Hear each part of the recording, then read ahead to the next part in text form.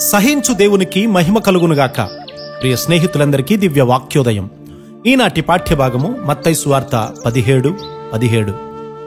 అందుకు యేసు, విశ్వాసము లేని మూర్ఖతరము వారలారా, మీతో నేనెంతకాలము ఉందును, ఎంతవరకు మిమ్మును సహింతును, వాని నా యొద్దకు తీసుకుని రండని చెప్పెను.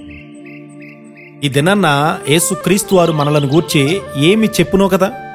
ఈ లోకంలో జయకరంగా బ్రతకడానికి ప్రభువారు ఒక మార్గాన్ని ఏర్పాటు చేసి ఉన్నారు. మీరు విశ్వాసం అనే లిఫ్టులో ఎక్కాల్సి ఉంది. లిఫ్టులో మనిషి ఎక్కి చేయవలసిందంతా ఏమనగా ఒక బటన్ను నొక్కడమే, అప్పుడది పైకి వెళ్ళిపోతుంది. విశ్వాసం కూడా అంతే. ఈ లోకంలో జీవించిన దేవ మానవుడైనటువంటి యేసుక్రీస్తు ప్రభువునందున్నటువంటి విశ్వాసమే ఇలా చేస్తుంది. ఆయన మానవుల పాపముల కొరకు చనిపోవడానికే ఈ లోకానికి వచ్చారు. పరలోకానికి మార్గాన్ని నీకు ఇస్తానని ఆయన చెప్తూ ఉన్నారు కదా. ఆయన సిలువే పరలోకానికి తీసుకువెళ్లేటువంటి లిఫ్ట్. నీవు నిజమైనటువంటి పశ్చాత్తాపంతో, విరిగి నలిగినటువంటి హృదయముతో సిలువ దగ్గరకు వచ్చినప్పుడు ఒక కార్యము జరుగుతుంది. ఇదేమిటి? క్రీస్తు ప్రభువునందు విశ్వాసముంచే వారిలో జరిగే అద్భుతమైనటువంటి కార్యం. ఆ కార్యము నా హృదయంలో కూడా జరిగింది. నా పాపాలను ఒప్పుకున్నాను. నా ఆత్మ గొప్ప వేదనలో ఉండేది. అకస్మాత్తుగా ఒక్క క్షణంలోనే నీతి సూర్యుడు నా చీకటి జీవితం మీద ఉదయించారు. చీకటి తరిమివేయబడింది. దుఃఖము ఎగిరిపోయింది. క్రీస్తు వారు నా జీవితంలో రాజయ్యారు. నా ఆత్మ నిండా సమాధానము ప్రవాహంగా వచ్చింది. ఈ అద్భుతము నీ జీవితంలో జరిగిందా?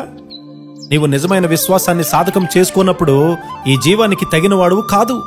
నేను మిమ్ములని లోకానికి వెలుగుగా చేయబోచూ ఉన్నాను అని ఆయన చెప్పారు కదా.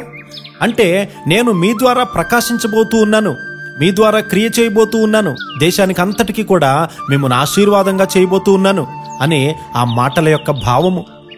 మనము విశ్వాసములోను ప్రేమలోను పెరగకపోయినప్పుడు ఆయన ఎంతో నిరాశ చెందుతారు. కాబట్టి వారిని చూసి విశ్వాసం లేని మూర్ఖతరమా అని చెప్తూ ఉన్నారు ఆయన. విశ్వాసము లేకుండా దేవునికి ఇష్టలై ఉండట అసాధ్యం. నీ కొరకు, నీ కుమారుని కొరకు చింతిస్తున్నటువంటి దేవుడని నీవు మరిచిపోతూ ఉన్నావు.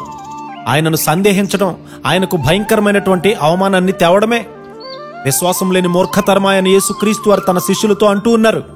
మూర్ఖతరమనగా ఎల్లప్పుడూ సందేహించడం, తారుమారుగా మాట్లాడడం, నమ్మకం ఉంచకుండా ఎల్లప్పుడూ భయపడడం.